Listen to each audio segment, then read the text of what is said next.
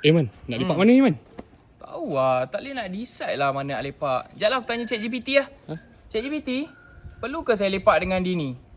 Aduh, sakit perut pula ni, macam nak berak ni. Jom lah, kita tandas dulu. Pergi tandas dulu. Cari tandas dulu. Sekejap aku tanya ChatGPT lah. ChatGPT, perlu ke saya berak sekarang? Man, sekarang kau apa Man? Kau apa? Man, ChatGPT, sekarang... Man.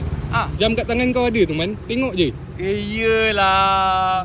ChatGPT, jam kat tangan saya pukul berapa sekarang? Boleh beritahu tak? Man, kau nak minum apa ni Man? Kau nak minum apa? Tak tahu lagi lah, ChatGPT tak reply lagi ni. Man, tak benda-benda lah, kau ambil je lah Icom je ni. Macam-macam flavour ada. Ya Nak ke? bancur pun senang. Okay, siap.